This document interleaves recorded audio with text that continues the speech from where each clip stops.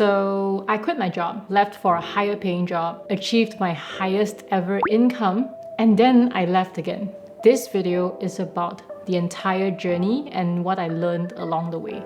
I've always dreamed about being my own boss. I'm immunocompromised. Unlike when you have a cough or a fever, my illnesses are invisible, which means that it's very hard for me to prove that I'm really sick. This is why I'm so determined to have freedom over my own time. If you're thinking of quitting your job right now, I recommend 3 things. If the thought of having an unstable income after quitting your job already gives you anxiety, save up enough runway before you quit, or start exploring freelancing or side gigs so that you could build up your financial runway faster. Before you quit your job, have stable side income for at least 8 months. This is how my Excel sheet looks like while I was planning towards that transition into self-employment. Every month, I'll track all my side income and I'll average all these income by the number of months. This would help me determine whether my past side income earnings would be consistent enough for me to sustain if I were to quit my job. I still fall into the trap of wanting more money and more businesses, but when I focus on what truly matters to me, I'm less likely to fall into it again. When you get more businesses, it means that you're more busy. Unless you hire someone, you delegate this task to someone else. Again, decide how much income every month is enough for you.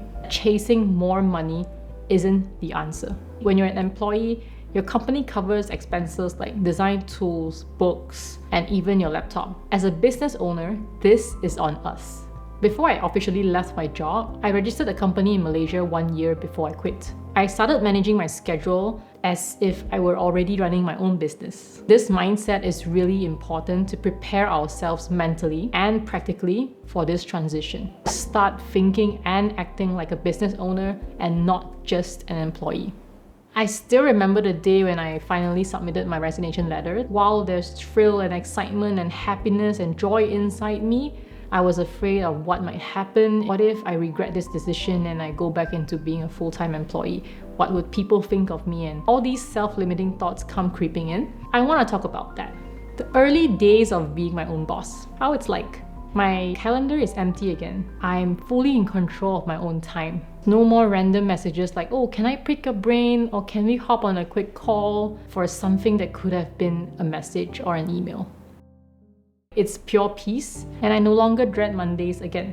When I'm sick, I don't feel guilty anymore because I can take the day off whenever I want, and since I no longer need to check company messages all day, it's easier for me to focus because there are no interruptions and there are less context switching. However, after quitting my job, time passed by really quickly. When you're working in a full-time job, your manager might give you hard deadlines and you have other priorities to juggle with.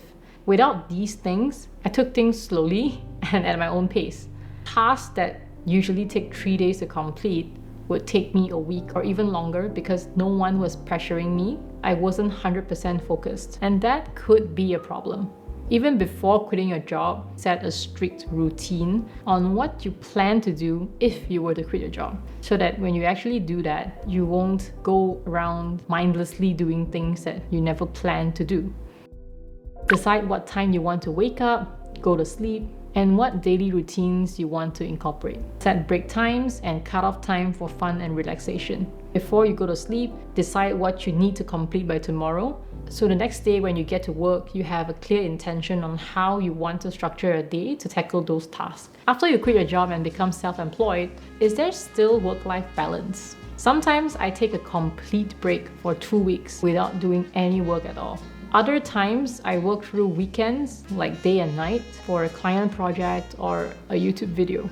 And I think this balance of rest and intense work periods is a normal and a natural process. If you want a strict work-life balance, it's possible. Should I be a solo business owner or should I hire a team? Here are the key points that I kind of considered. Ask yourself, what kind of lifestyle aligns with your values? You want to know if you prefer working alone or in a team. If you have a team, you also need to ensure that everyone's being paid fairly and consistently. And not everyone wants the responsibility of hiring or managing a team. That could add up to stress. For me, I've decided I want to go solo. I'm fine working alone and do not want the stress of managing too many people and hiring a big team. That way, I could keep my expenses low work from anywhere and wake up anytime I want. As a solo business owner, I have the freedom to not worry about other people depending on me or my business. But isn't it more scalable and sustainable if I hire a team? Isn't that better for business? Remember when we talked about deciding how much money that you need to be happy? A person earning $5,000 each month might be happier and less stressed out than someone that's earning $100K each month. There's no right or wrong answer here, it's up to what you choose. Ever since I left my job, I also faced self-doubt. When I go on LinkedIn, I see my ex-colleagues and friends getting promoted or moving on to a better company. I'm happy for their achievements, but sometimes I can't help but wonder, would I have experienced the same if I stayed on in my previous job? Every time these kind of thoughts come creeping in, I ask myself if a promotion and a higher salary is what I want. Do I want to go back to a corporate lifestyle? Everyone gets self-doubt once in a while. So I think it's normal to feel lost and confused sometimes, and even if you choose to be self-employed, it's not all good. There are some challenges that come with it. That's why I made this video, right? And if you choose to be a full-time employee, that's also fine. A real challenge when I'm self-employed is income fluctuation. We all already expect that this is going to happen, but I realized that what I've been feeling all these years is called a scarcity mindset. This scarcity mindset makes me worry about missing out on opportunities if I say no to something. If you have a scarcity mindset like I do, you might believe that there are never enough resources, like time or money. When these resources are limited, our survival instinct prioritizes our immediate needs over long-term planning. So even when I'm not in a threatening situation, my brain acts as if we're in a state of crisis. This is how I manage, and I hope this helps. I'll mentally prep myself and know that income fluctuation is perfectly normal. There are high months and there are low months. It will happen. Each month, I track and review my expenses and income in a Google Sheet. I split my expenses into personal and work, so I make sure that I don't subscribe to unnecessary stuff. It's also important to forecast expenses in advance, like insurance bills, and allocate a specific percentage of your income for taxes. I calculate my financial runway based on my current cost of living and savings. This will help you understand how long your savings can sustain your current lifestyle if your income were to stop today. High income doesn't matter if you don't save the money. After quitting and going all in on my own things, I became friends with other creators around the world. Find a way to meet new people. I hate to use the term networking, but you get the idea. You don't necessarily need to attend networking events. It could be something as simple as going on social media, telling someone that you appreciate their work a lot. And that's also why I believe in having a personal site. When you put out good work, people are going to notice you, and that's how you attract like-minded people to get to know talented people like yourself as well. Quitting my job has also allowed me to dedicate time, focus, and energy to things that I like.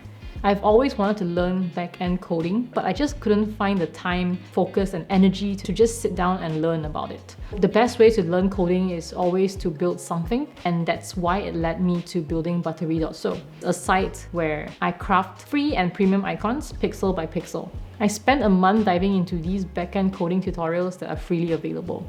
AI helps me to code better by giving immediate feedback as I code and helping me troubleshoot lines of code that I'm not sure about. Today, we have all these AI tools freely available to all of us. There's no excuse to say that we don't know something. And I don't believe that AI is coming for us and taking all our jobs. I believe that we have the creative minds to think outside of the box, use it to your advantage. And I guess the biggest lesson here is the importance of focusing and dedicating the time to inch towards the little milestones that you set for yourself day by day, little by little. Back when I was working in a full-time job, there was so little energy left in me that I no longer have the time and energy to just sit down and learn something from scratch. I believe that distractions are what stands between us and our goals. When you minimize your distractions, you maximize your growth. I want to also talk about why I took an extended 5-month break from YouTube. Perfectionism got in the way. I didn't know what videos to make anymore. Every idea that I thought of was either not good enough, I was just worried that I didn't have any value to offer. In fact, I actually had 3 videos filmed and edited that got deleted eventually because I find that those videos weren't authentic. After the break, my definition of success has evolved. I looked internally to appreciate and be grateful for the things I already have instead of constantly chasing after things that I don't. It might sound counterproductive, like, aren't you supposed to be aiming for greater achievements. According to this goal setting theory, the studies found that setting SMART goals helps us build confidence in actually achieving what we set to achieve. By setting goals that are realistic, it makes us feel less overwhelmed, and therefore, we are more likely to achieve those goals. So yeah, thank you for watching this video. I hope something in this video has helped you in some way. If you have a friend who's also experiencing these doubts, feel free to share this video with them. Let me know in the comment section on what else would you like to see next. If you enjoyed this one, I think you'll enjoy my previous video, which I talk about how not to design modern UI. And I'll see you in that video. Bye!